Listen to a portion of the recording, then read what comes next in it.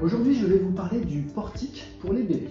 Est-il utile? Est-il intéressant pour son développement? Peut-on s'en passer? Est-il contraire au principe de la motricité libre? Autant de questions que de nombreux parents nous ont déjà posées et il nous semble important de vous apporter un point de vue psychomoteur.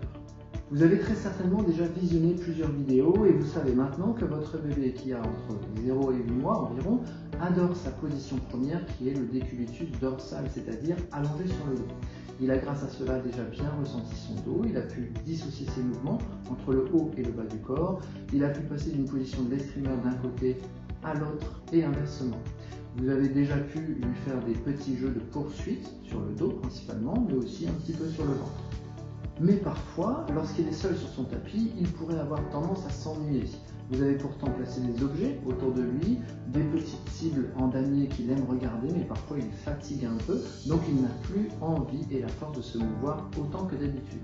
Pour autant, vous n'avez pas non plus forcément le temps à ce moment de rester avec lui sur son tapis à jouer avec, ce qui est bien sûr normal car vous avez aussi des choses à faire. Que faire dans ce cas-là?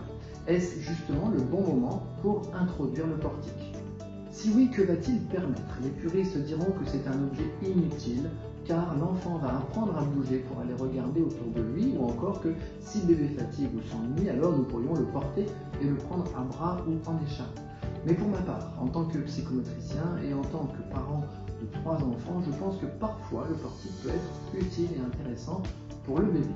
Utile car il va lui apporter une source de jeu différente. En effet, il n'aura pas à mettre son corps en action sur le plan postural, mais va par contre pouvoir développer tout un pan de sa motricité, que sont les coordinations oculo-manuelles et les coordinations fines des doigts. Les jeux suspendus ont l'avantage de ne pas tomber de sa main lorsqu'il les lâche involontairement, et le jeu de manipulation peut donc durer plus longtemps.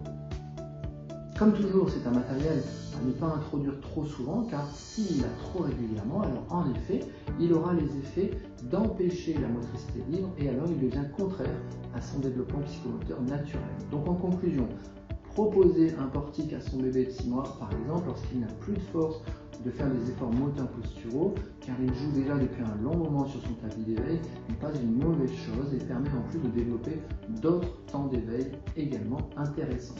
Faites-vous confiance et à vos jours.